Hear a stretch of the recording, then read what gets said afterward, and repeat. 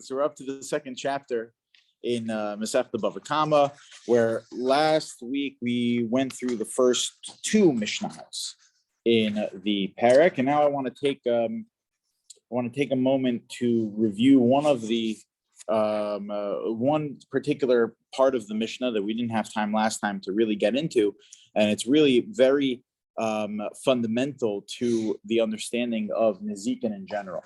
So we're let's review the we'll review the Mishnah and then we'll jump in. So let's review the second Mishnah. So the second Mishnah is dealing with the category of damage that's shane.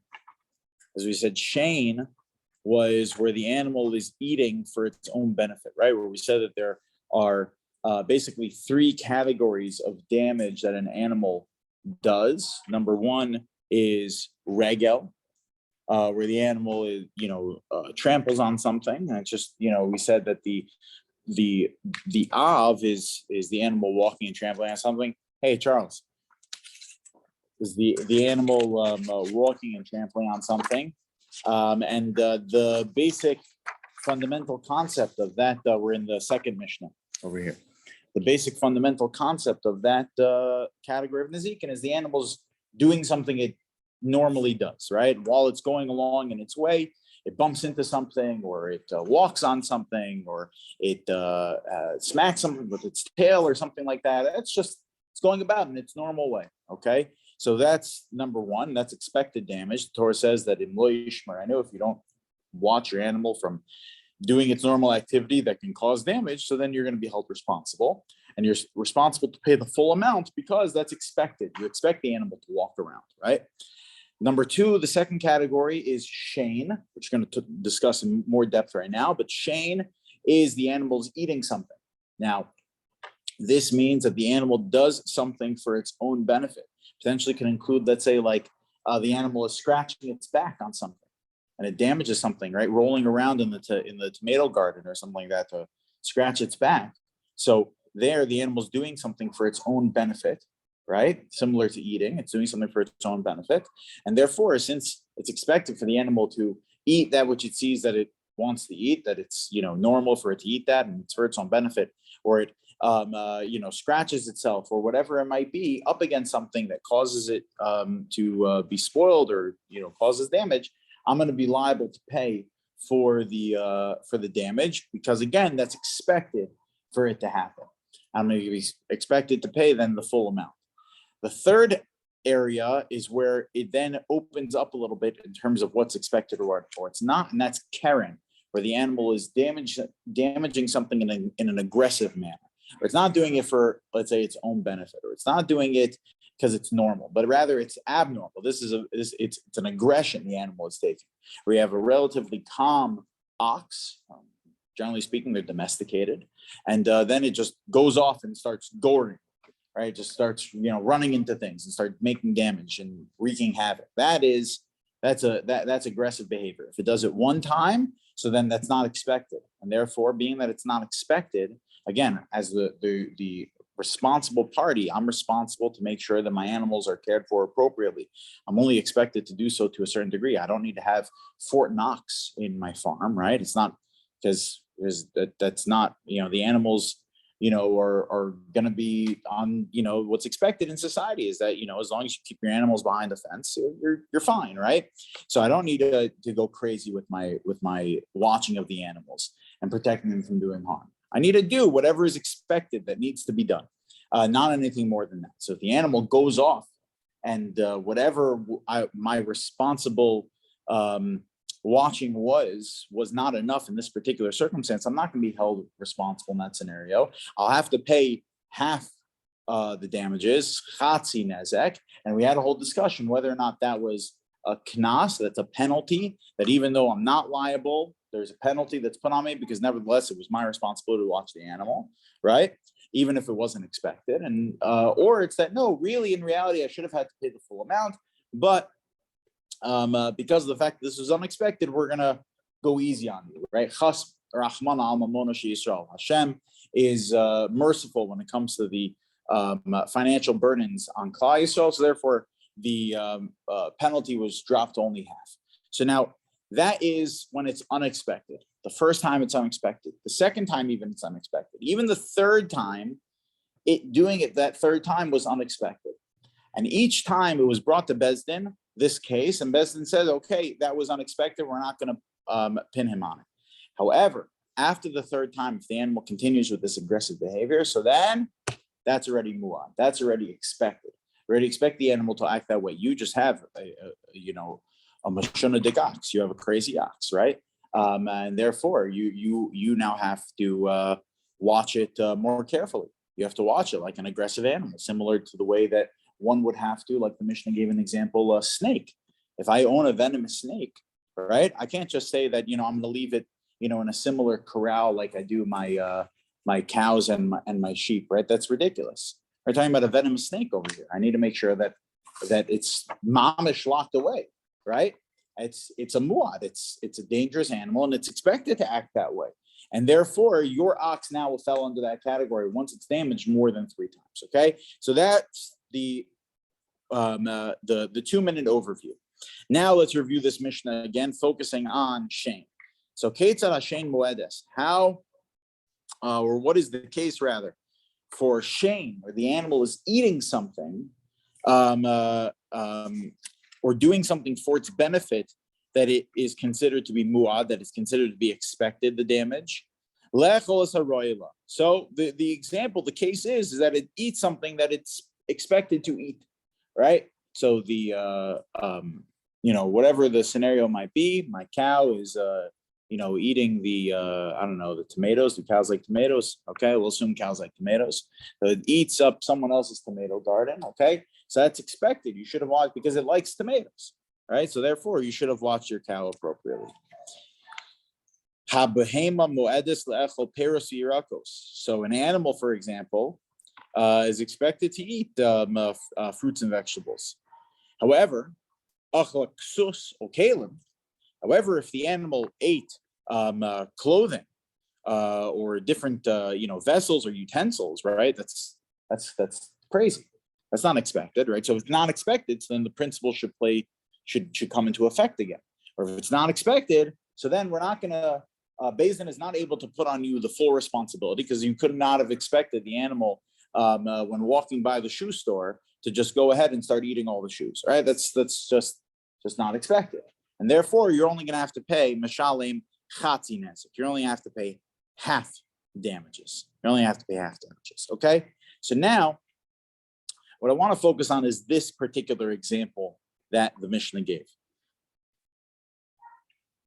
The Mishnah gave an example over here that a crazy example of something you'd only have to pay half damages because it wasn't expected was if the animal ate clothing or it ate vessels, right? That's totally nuts, okay? And therefore, you only have to pay half damages. The Rush, who is the Rush? Rabbeinu Asher ben Yechiel. Rabbeinu Asher ben Yechiel was a Ashkenazi posek, was born in 1250, then in the year 1301 had moved from Frankfurt and Mainz to Spain, to Toledo, befriended the Rush, who was the chief rabbi in Spain, and lived out basically the next 25 years of his life. He passed away in 1327, I think 1326, 1327, in Spain. And so the Rush is very, very unique in terms of the Rishonim, where he lived both in the Ashkenazi world and the Sephardic world. When did the Ashkenazi and the Sephardim separate? So that it was, I wouldn't say that there was necessarily a separation. There was just different schools of thought depending on the country that you lived in, right? Similar to today, people think differently in, depending on many different factors, right? Obviously, geography does play a role into it, right? So there's just different schools of thought, right? Depending on where you were, right? So like the Rashba was poskening for the people of his community. So his Der Haliman came from the Ramban, who was before him in Spain. And so that was just a specific, way of thinking, a school of thought that developed in the Spanish countries versus the way that the school of thought developed in the Ashkenaz countries, like the Bali Atosphos, for example, that the way that they think and go is just a little bit different than the way that the Sephardic Rishonim do. So the Rush has a question on this Mishnah, where he says that why is it that we bring up this this far out case over here, where this far out case is an example of, yes, it's an example of the animal acting in a manner that wouldn't be expected. You only have to pay half damages. But he says that why would we change the content of the Mishnah, where the Mishnah changed from talking about the animal eating food to the animal eating something that's inedible, right? That's really, really crazy. Why not keep it to the context of food, but the animal's eating something that it is not expected to eat? And he actually says the Gemara already discusses this. The Gemara a little bit earlier on Daf Tesvav brings the following. The Gemara says the following, that if a dog, a kalba, the achla imra, if a dog ate a sheep, if a dog ate a sheep, so then you only have to pay mashalim chetzi nezek. You only have to pay half damages if a dog ate a sheep, because it's not normal for a dog to eat a sheep. So says the Rush, why is that a better example for the Mishnah to have used over here? Because it would keep in line with what the context of shane is. Remember, what is shane? What is that category of the animals eating something or doing an activity that it's a damaging activity for its own benefit? Does the animal get any benefit from eating a shoe? Of course not. The animal gets no benefit from eating a shoe. Does the animal get some benefit from eating a lamb? It does.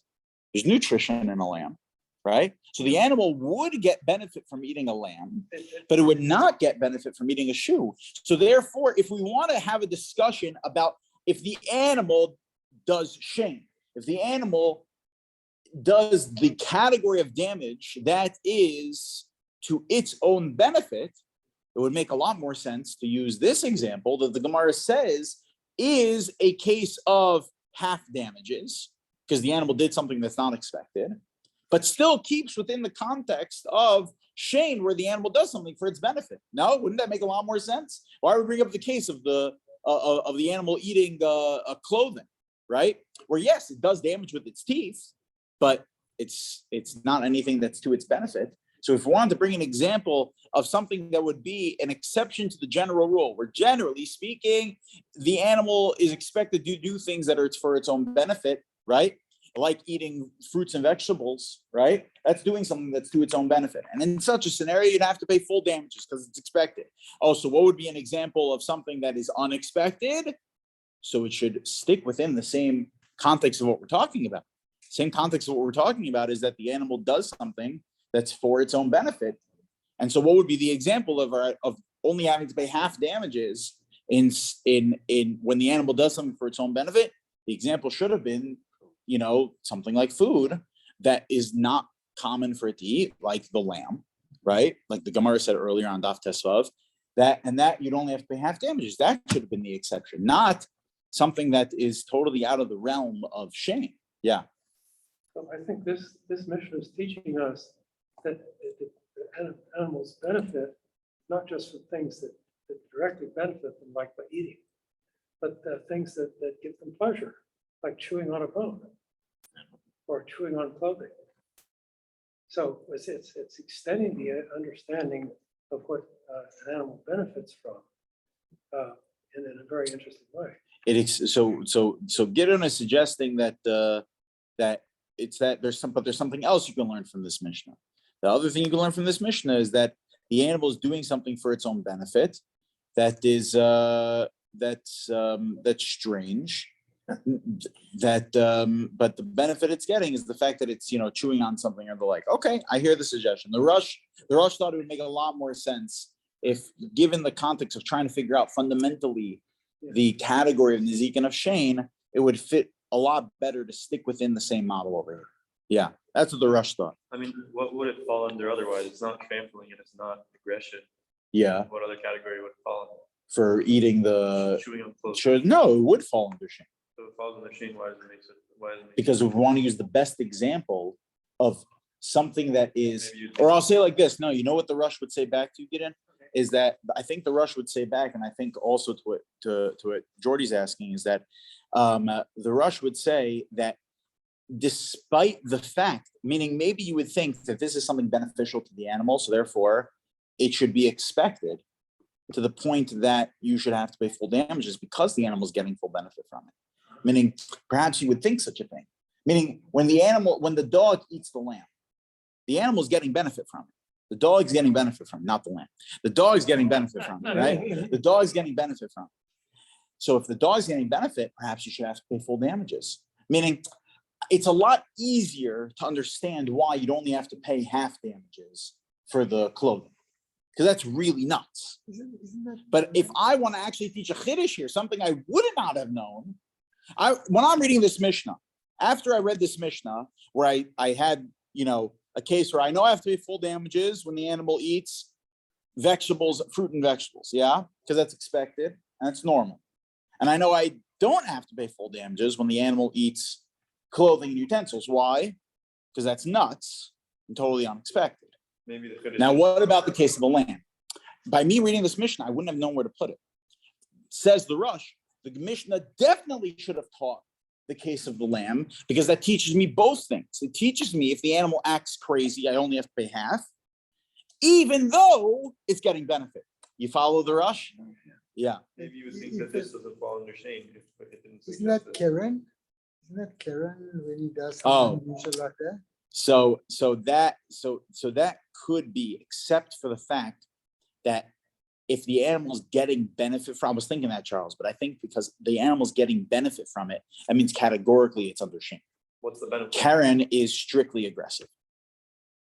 That's what I thought, but if it's Karen is eating strictly like- aggressive. Let's say the animal eats clothing, which is Yeah, well, he's saying, unusual. he's saying that you can get Yeah. benefit. I mean, I people thought- buy toys, buy. Is that So is not- that called, I don't know, do you call that Karen? aggression? I don't think that's I wouldn't aggression, call it benefit either. right? I don't know. For a dog, You've raised for a dogs dog, before, it's right? it's Dogs play- just sometimes, do they ever chew on something Yeah, that's they strange to them? chew Just- on It's not out of playfulness. aggression. It's playfulness. It's playfulness, Yeah. right? But- It might not be out of aggression. That's is that- benefit though, it's benefiting. Maybe you would think the Chiddush is that you wouldn't think that it's benefit without it saying. Well, that- then why does it do it? I'm saying this is showing you that it is for benefit. That's the Chiddush of the Mishnah. You wouldn't think, otherwise you wouldn't think. that So, it's- but what else would you categorize it as? I don't know. But Yeah, so yeah, it says. I would Hang on a think, second, yeah. it says, Why, what do they say? However, if it ate clothing or utensils, he pays only half damages, which we agreed on. Since an animal does not usually eat clothing or utensils, this is not a case of shame, but a case of unusual damage, which is Karen.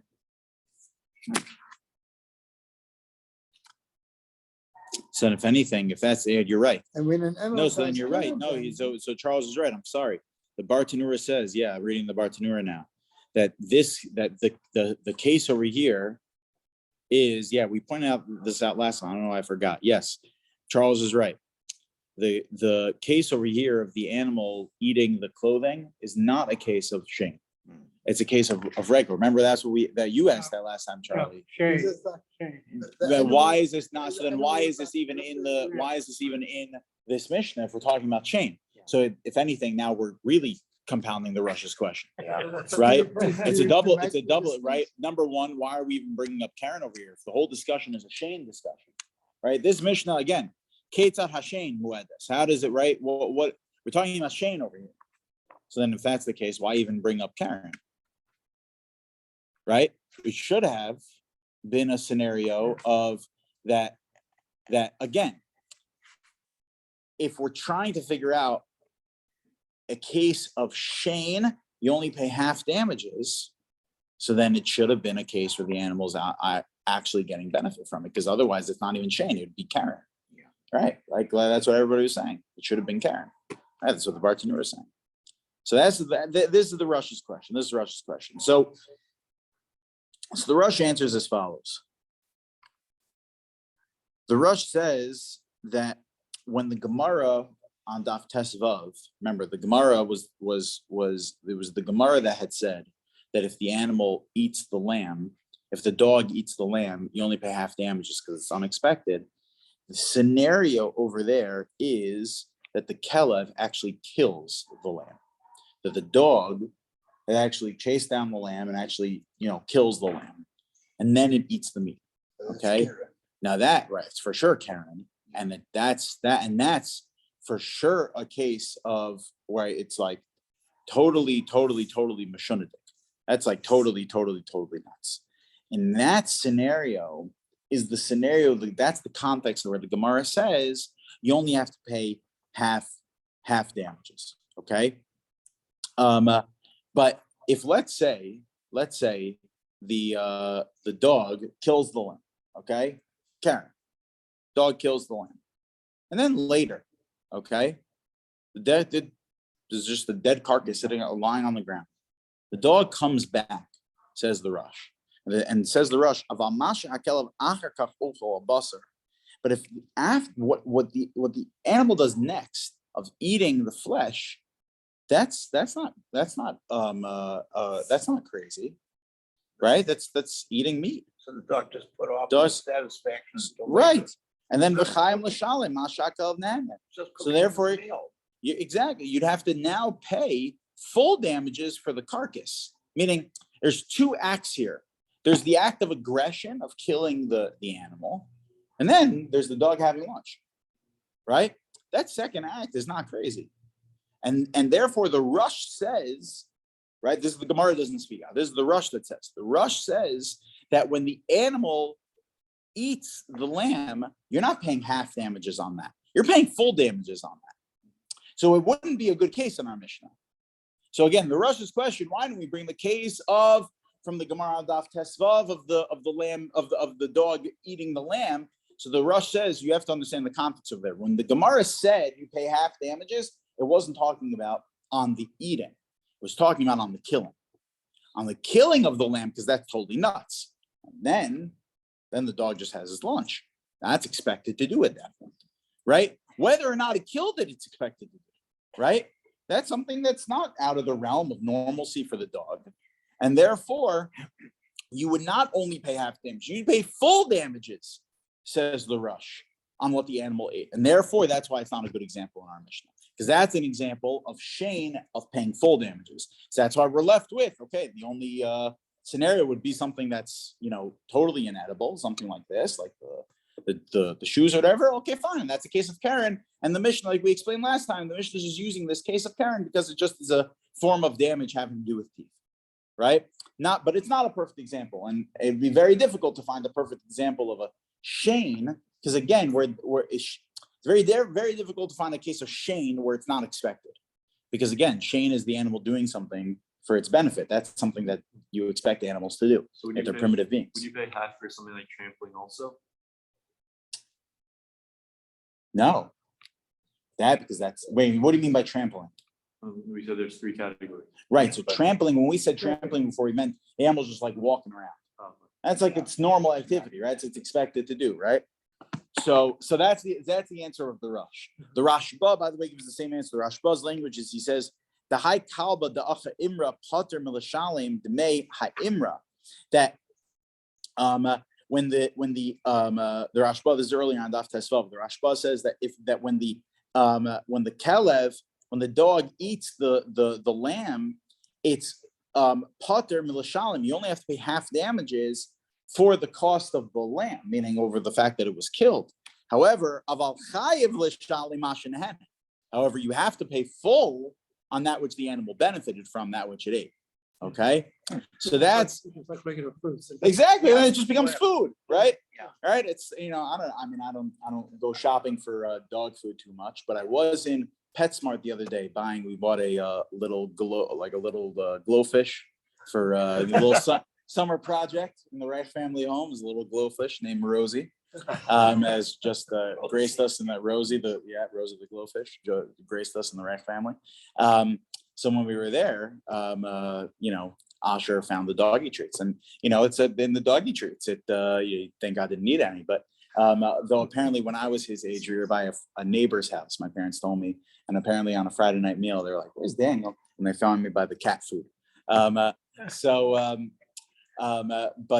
they have it. It's real. There's real meat, right? It's not unexpected for an animal to, right? Would it be crazy for dogs to eat lamb? Not at all, right? So at that point, it's not crazy for the dog to do that. And therefore, he'd have to pay full damages. Rashi argues, by the way. Rashi over there says that when the dog attacks the lamb and then it starts eating it, you don't split that into two separate actions. That he says is the animal is bloodthirsty, right? At that, and then therefore you can't say that, oh, you're only gonna have to pay half damages, only on the fact that because it was not expected for it to kill it, but you're gonna have to pay full damages on what it ate. Rashi is saying no.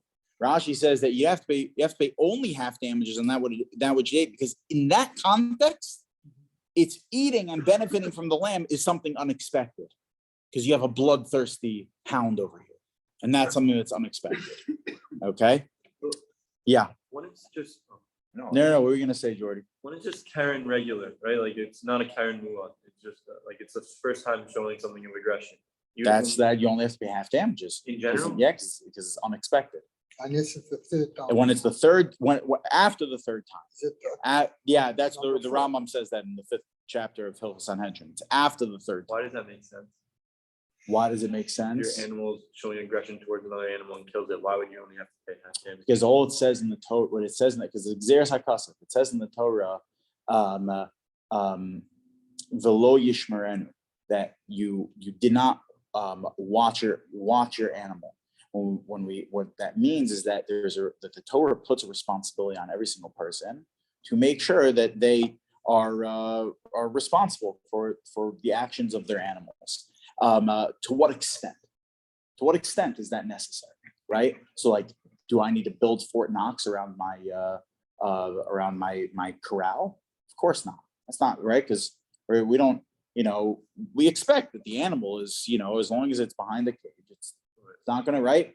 So there's a certain expectation in terms of what is a normal level of watching, and what's not a normal level of watching. This is all defined, by the way, in the 6th chapter of Bava Kama, of what's defined as a normal amount of watching, or something that is not enough watching, or something that's not expected to do. So as long as you were doing what was expected of you, and then your animal just goes crazy. So that's not expected. That's something that you cannot have anticipated that. Oh, but you're not negligent. You're just escaping. Right, exactly.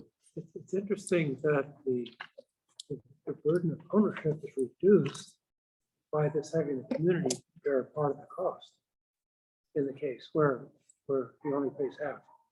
What do you mean?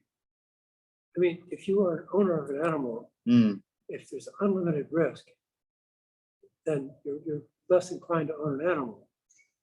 Of course, yes. Yeah. But if the risk is partly shared by the community, when there are cases where you only pay half. Yeah. that's- Listen, from an economics standpoint, I think you're right. I think that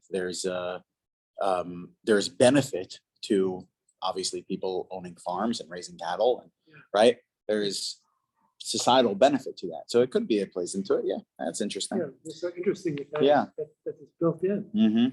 Yeah. So it is it, but I just want to make a note over here of this machlokas between the Rush and Rashi as to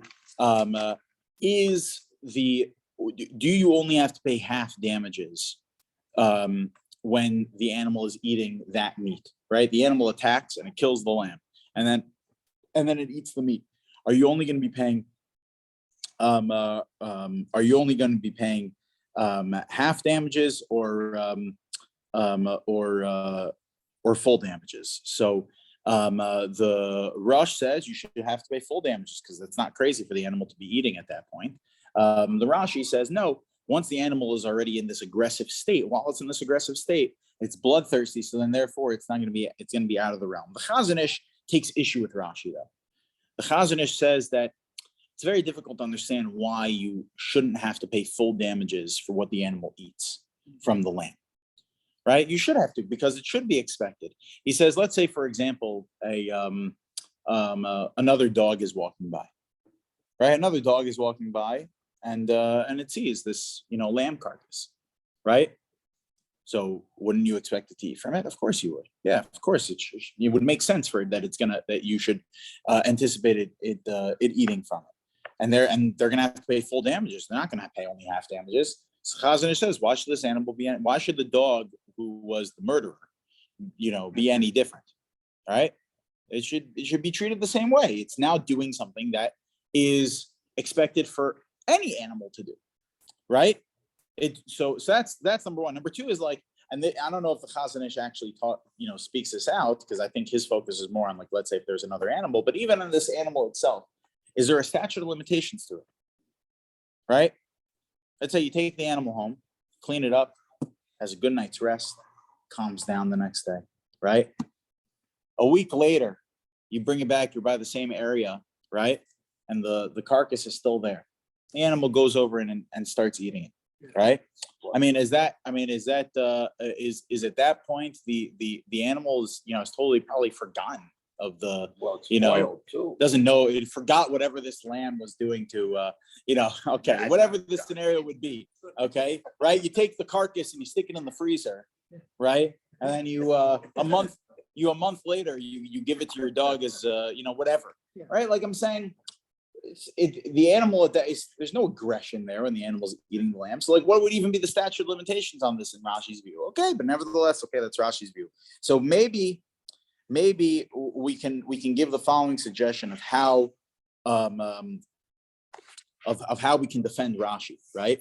Of Rashi again is saying that, oh, you're only gonna have to pay half damages for the for the animal continuing to eat the meat of the lamb after it kills it, even though that's a normal activity for it to do.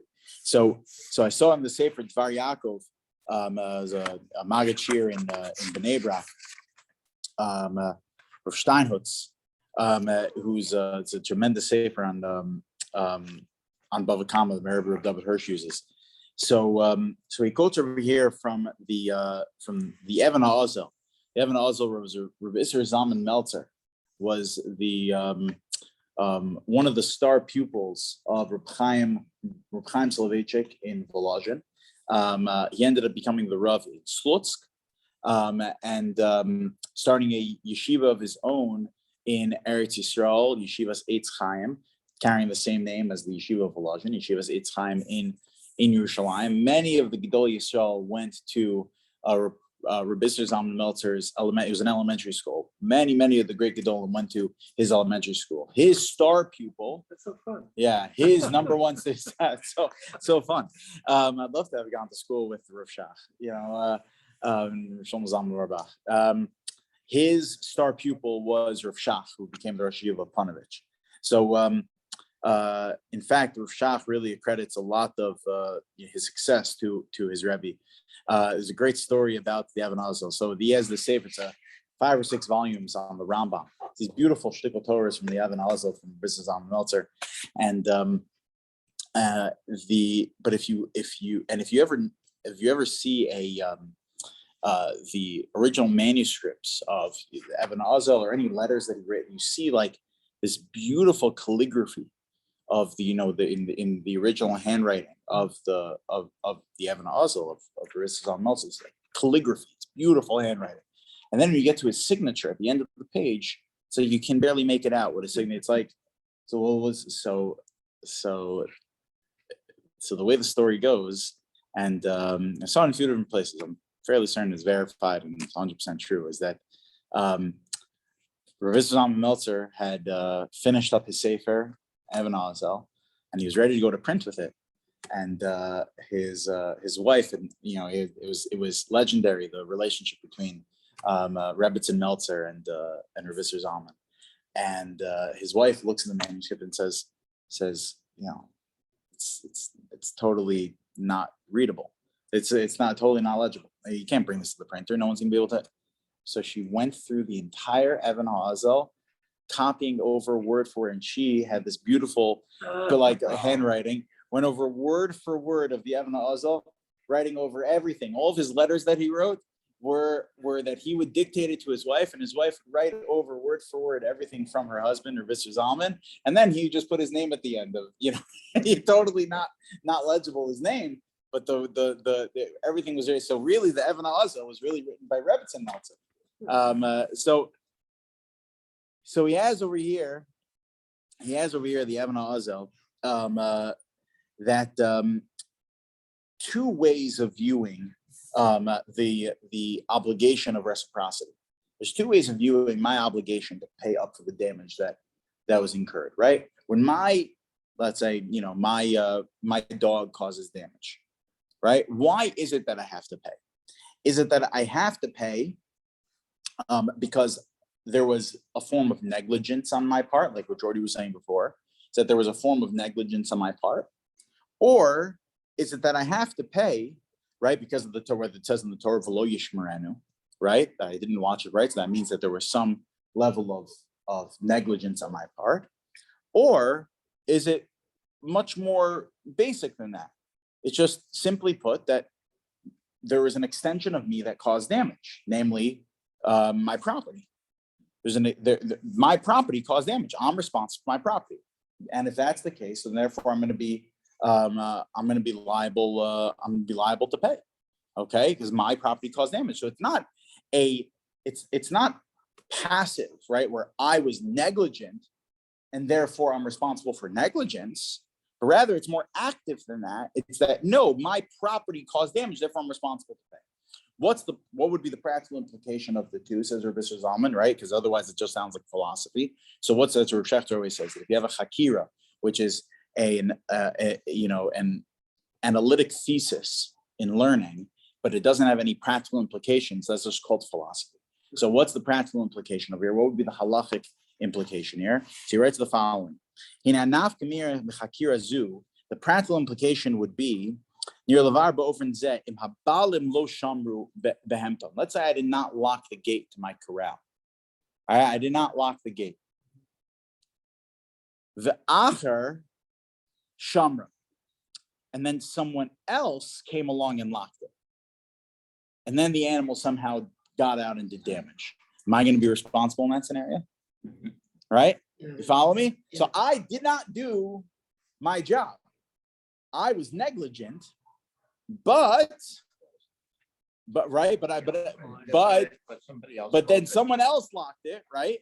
And the animal still managed to get out and do damage. Okay, so it ended up being locked. Okay, but I was also negligent. What would be the halacha in such a scenario? So says Rabbi Zalman, it should be dependent on this. It should be dependent on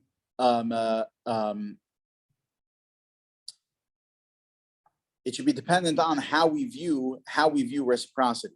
Do we view it as that there was a pshia, a negligence, and therefore what's it called? There was a negligence. Sorry, 1 second. I'm getting a phone call at the same time over here. Okay, it went away. No, 1 second.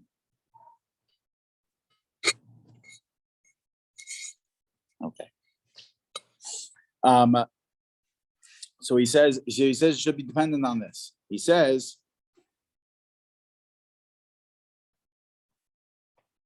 that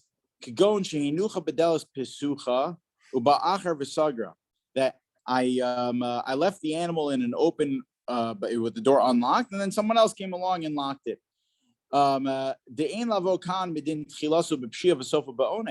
That if it's dependent on my negligence, and then the animal, goes out and does damage. So here, my negligence was taken care of, right? Someone else took care of my negligence. But if we say it's an extension of my property doing damage, then therefore I should still be liable in this scenario because I didn't do something to prevent my animal from doing damage. Okay, so the suggests the Dvar Yaakov. So perhaps we could say that this machlokas of between the Rush and Rashi is exactly the same thing, where again the Rush is saying that when my animal goes and kills the lamb, and then it starts eating the carcass, what it eats from is going to be, I'm going to be liable 100%. I'm gonna be liable 100%. In that scenario, that's taking the approach. If I'm gonna be liable 100%, that's taking the approach that my whole responsibility is due to a negligence. It's due to a negligence, and therefore I'm not called negligence when it's not called negligence when the animal goes and attacks the animal, when it goes to and attacks the sheep. But what it eats from and gets benefit from, and my obligation to pay for it, is still going to be, me have an obligation to make sure my animal does not, cause more damage, right? But if you take the approach that that I'm responsible for everything that my property does, So in that scenario, my property was doing something crazy, right? And totally unexpected. And even though it was eating from the animal, it was all part of the same act of doing something crazy. And therefore, I'm not going to have to pay full damages in that scenario. So what comes out of here is my focus to the Russian Rashi. That's a very fundamental discussion and how to understand the extension, how to understand my obligation from a financial perspective, related to how to understand this line in the Mishnah of why it is the Mishnah is using this example of ksus o kollel, that the animal is eating these inedible objects. Why it's using that example? If you take the approach of the Rush, it's because if we use the example of it attacking an animal and then eating the animal, that would still be a case of Karen, right? And I'm going to have to pay full damages on the meat that it ate because that's expected for it to eat. Rashi though would say that no, it's because that scenario is outside that would be totally a case of Karen because it's still part of its original aggression. It would not theoretically be a case of Shane in that scenario because it's still under the same rubric of it being Karen, even though it's benefiting from it. Okay, good. All right, we'll stop here for now.